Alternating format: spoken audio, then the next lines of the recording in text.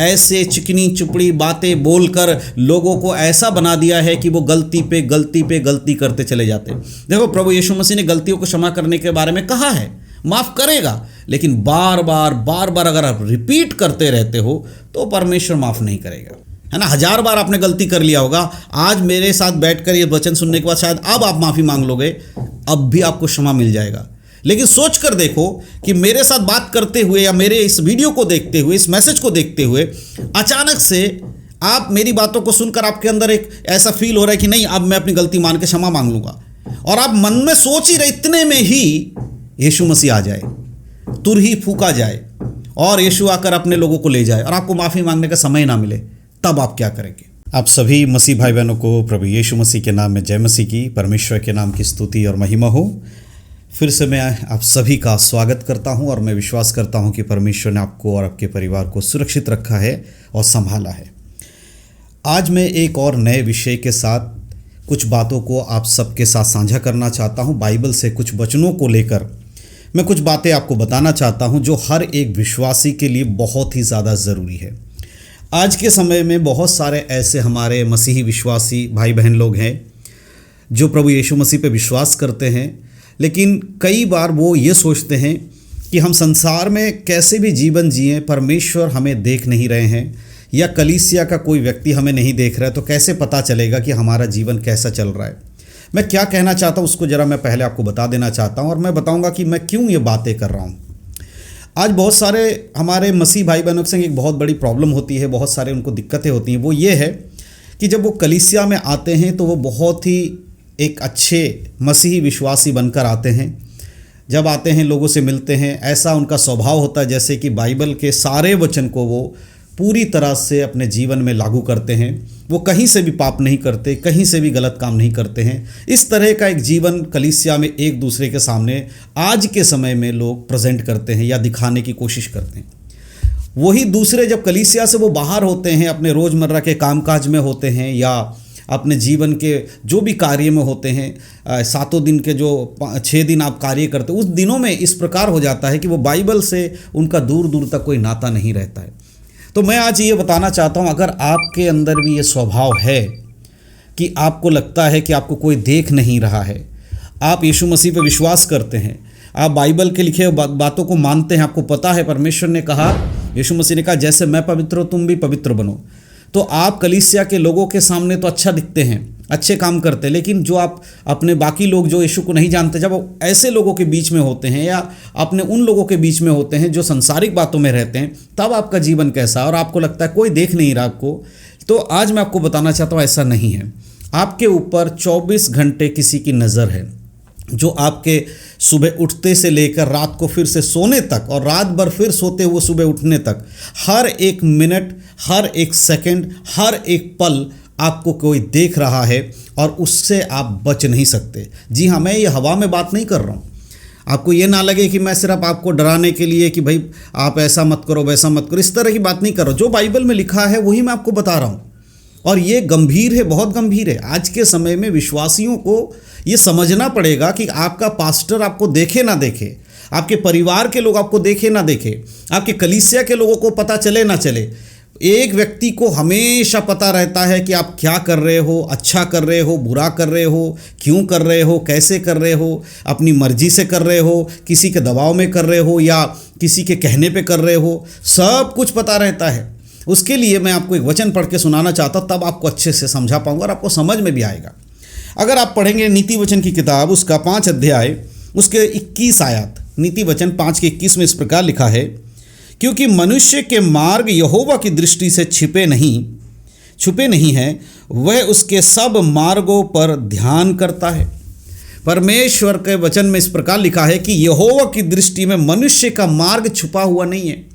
एकमात्र परमेश्वर है, यीशु मसीह है, पवित्र आत्मा है, जो उनको सब बातों का पता रहता, आपके हर चीज़ को वो जानते हैं, आपके बारे में हर चीज़ उन्हें पता है।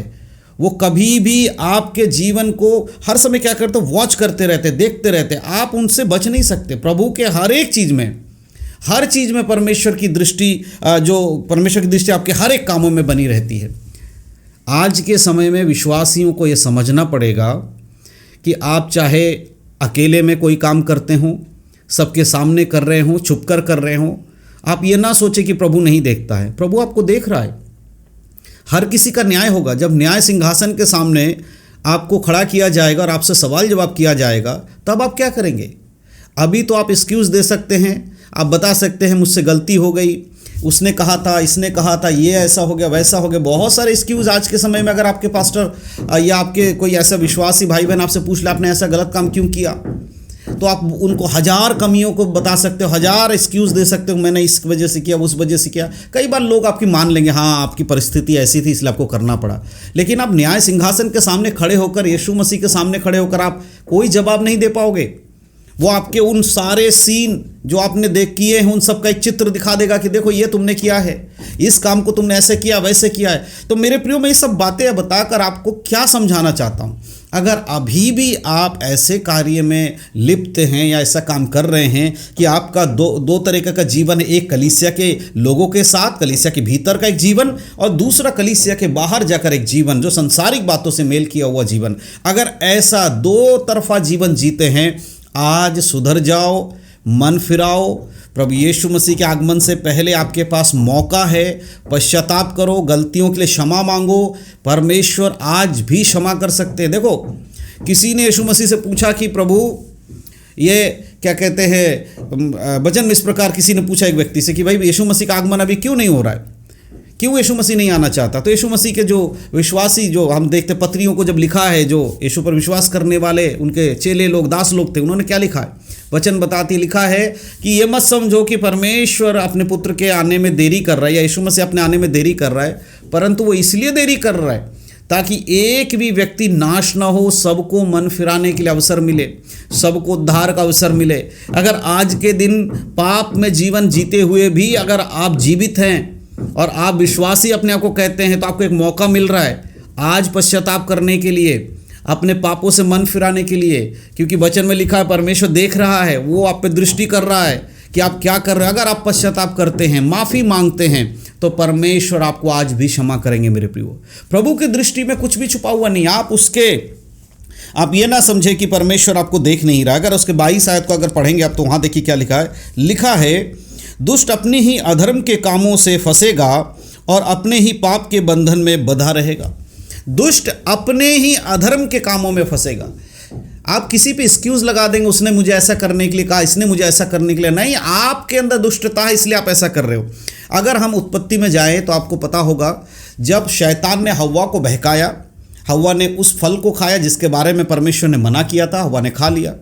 उसके बाद जब परमेश्वर आकर आदम से सवाल किया, क्योंकि परमेश्वर ने आज्ञा आदम को दिया था, इसलिए सवाल आदम से किया कि क्या तूने उस फल को खा लिया जिसके बारे में मैंने मना किया था? आदम ने ये नहीं कहा हाँ मैंने खा लिया, मुझसे गलती हो गई, लेकिन आदम ने कहा जिस स्त्री को तूने मेरे साथ रखा था उसने मुझे बहकाया और उसने मुझे दिया, तब मैंने खाया।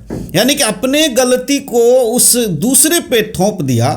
और जैसे ही परमेश्वर ने स्त्री से पूछा कि क्या तूने ऐसा किया है, उसने कहा नहीं, ये जो सांप है इसने मुझे बहकाया इसलिए मैंने ऐसा किया। तो ये शुरू से है दूसरे पे इल्जाम लगाना। लेकिन परमेश्वर आपने जो किया उसका न्याय करेगा। आपकी दुष्टता को देख रहा है। आप भले ही किसी का इल्जाम लगा देना, मेरे पास्टर सही नहीं थे, मेरे घर वाले सही नहीं थे, मेरे विश्वासी सही नहीं थे, किसी ने मुझे बाइबल सही से समझाया नहीं, किसी ने मुझे बाइबल के बारे में बताया नहीं, मैं पाप में था, किसी ने मुझे चिताया नहीं।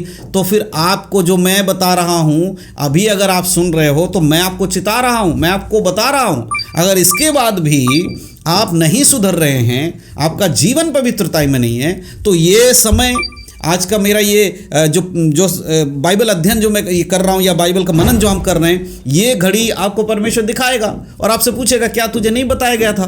तब आप क्या जवाब देंगे?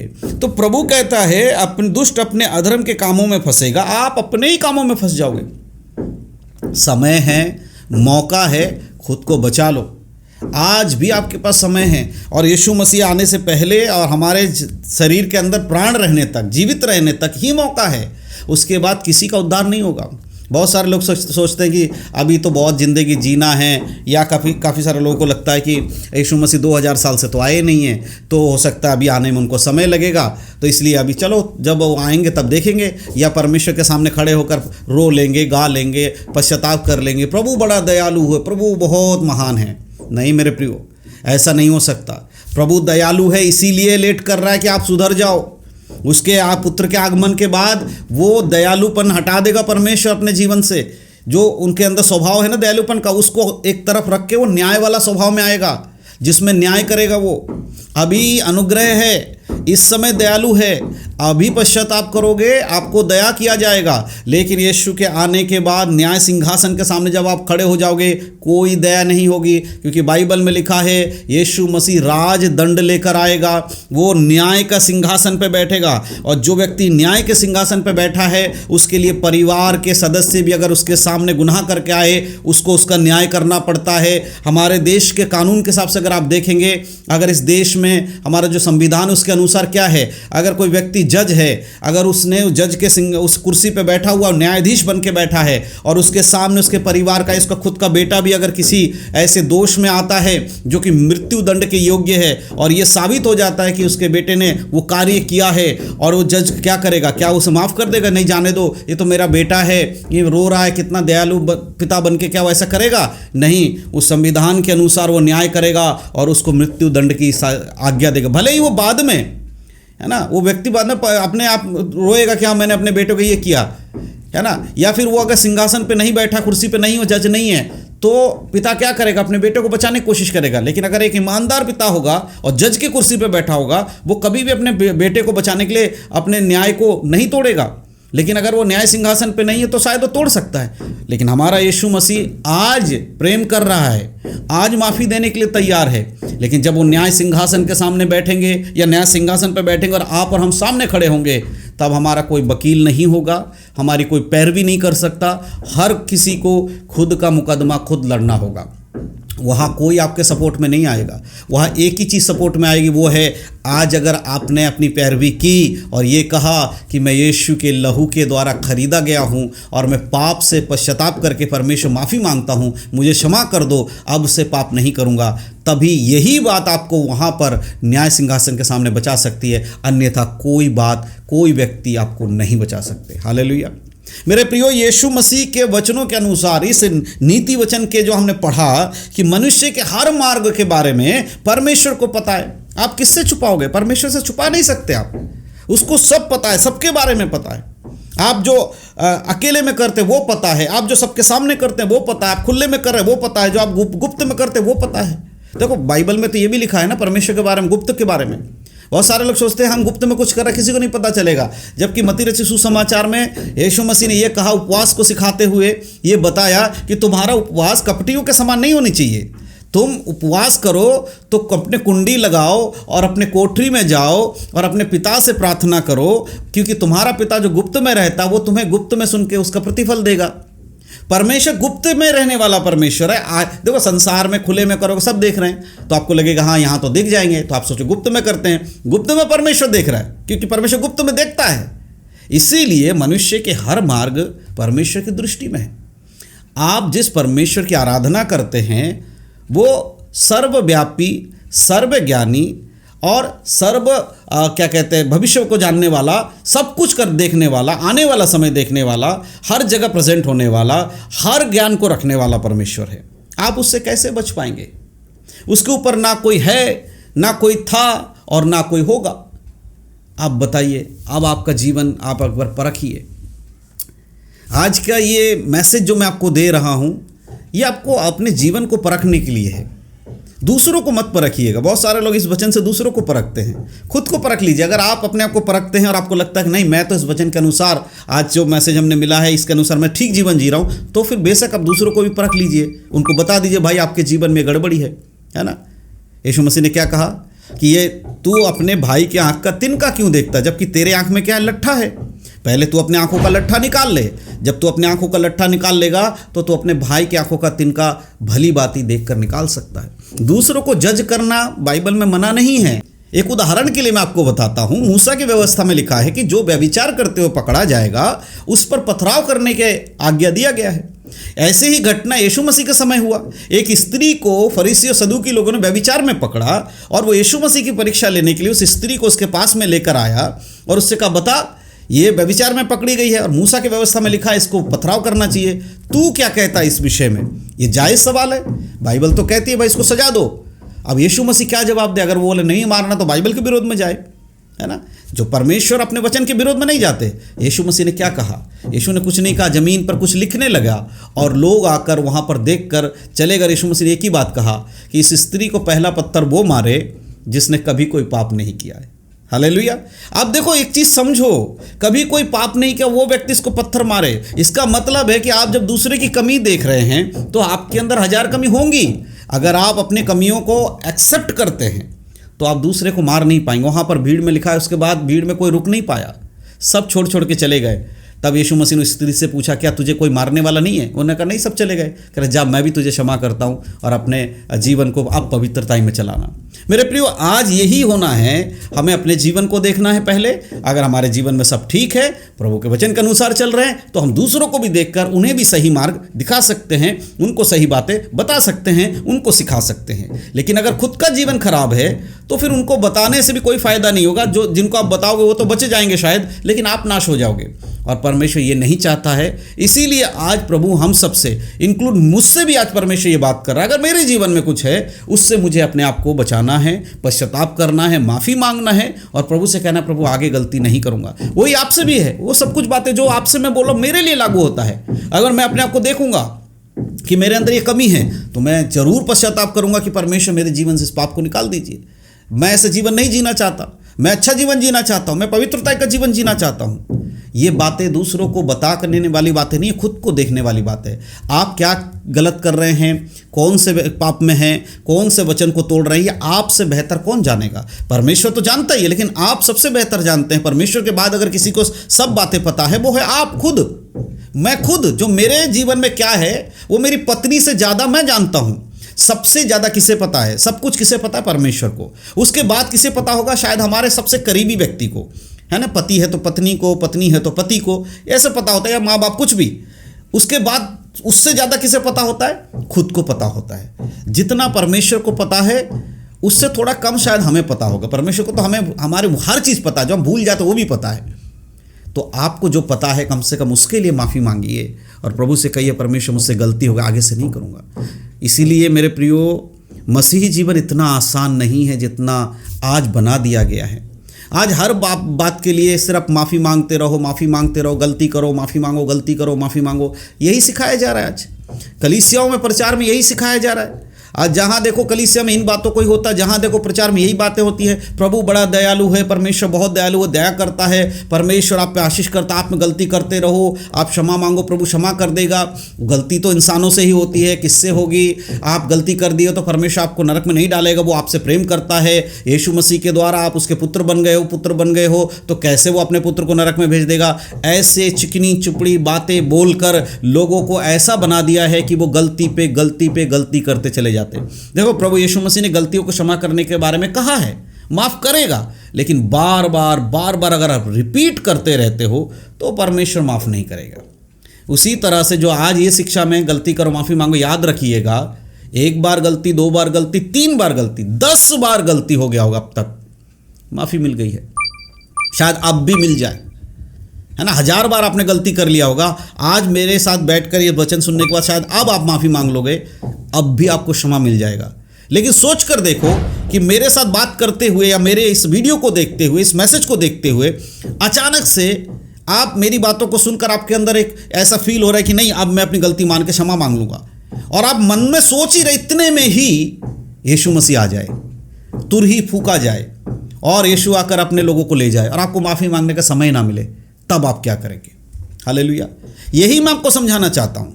यीशु के आने का समय का किसी को नहीं पता। हमारे शरीर के अंदर मृत्यु जो हमारे शरीर में है उसका किसी को नहीं पता। तो इसीलिए हर समय खुद को जांचते रहो। ये मत सोचो अब मांगूंगा, कल मांगूंगा। अगर अभी आपको मौका मिल गया है, इस वीडियो को देखने के बाद घुटने पे बैठ जाना, माफ़ी मांग लेना परमेश्वर से, और उसके बाद दोबारा पाप मत करना। ठीक है, मैं विश्वास करता हूँ कि आज के इस वीडियो के माध्यम से जो बातें मैंने आपको बताया आपको समझ में आए। ज़रूर परमेश्वर के सामने बैठकर इन बातों के लिए माफ़ी मांगा। आइए एक क्षण हम प्रार्थना करते हैं ताकि जो भी लोग इस वीडियो को देख रहे हैं, आप लोगों के जीवन में परमेश्वर की दया हो और आपको मौका मिले पश्चाताप करने का। सर्वशक्तिमान पिता परमेश्वर, मैं धन्यवाद करता सुंदर समय के लिए जो आपने हमें दिया परमेश्वर। खासकर प्रभु जी, आज जिस विषय पे हमने चर्चा किया, जो हमने वचन पढ़ा परमेश्वर, कि यहोवा की दृष्टि अपने लोगों पे लगी रहती है, उनके सारे मार्गों को यहोवा जानते हैं, दुष्ट अपने कामों से फंसेगा और मरेगा परमेश्वर। इसलिए हम प्रार्थना करते हैं प्रभु, जो लोग अपना मन फिराएंगे, जो पाप में फंसे हुए हैं, जो बुराई में फंसे हुए हैं, प्रभु जी उन्हें एक मन फिराव का अवसर दीजिए परमेश्वर पिता। हाँ परमेश्वर, हर चीज़ में जो भी गलत काम में है परमेश्वर, उनमें से निकलने के लिए जो पश्चाताप करना चाहते हैं, आज के इस वचन के बाद जो भी पश्चाताप करना चाहते हैं, यीशु मसीह के नाम से वो पश्चाताप कर पाएं और उन्हें क्षमा परमेश्वर आप कर दीजिएगा। यीशु मसीह के नाम में मैं आपके हाथों में समर्पण करता हूं प्रभु, उनके हृदय में आप काम करिए, एक मौका और दीजिए परमेश्वर पिता, ताकि आपके वचनों में हालेलुया पवित्र जीवन जीने के लिए मदद हो सके। धन्यवाद पिता परमेश्वर, इन सब बातों को आपके हाथों में समर्पण करता हूं, प्रार्थना विनती उद्धार करता यीशु मसीह के नाम से मांगता हूं, आमीन। परमेश्वर के नाम की महिमा हो। मैं विश्वास करता हूं कि परमेश्वर हमारी प्रार्थनाओं को सुना है और आज के वीडियो के माध्यम से जो बातें मैंने आपको सिखाई हैं, इस पर मनन जरूर करिएगा। एक बार विचार करिएगा कि आपका जीवन कलीसिया के अंदर और कलीसिया के बाहर क्या दो तरह का जीवन आप जीते हैं। अगर आप दो तरह का जीवन जी रहे हैं तो प्लीज़ पश्चाताप करके प्रभु यीशु मसीह के पास लौट कर आइए। इन सब बातों के द्वारा परमेश्वर आप सबको आशीष दे। यीशु मसीह के नाम में सभी को जय मसीह की। God bless you.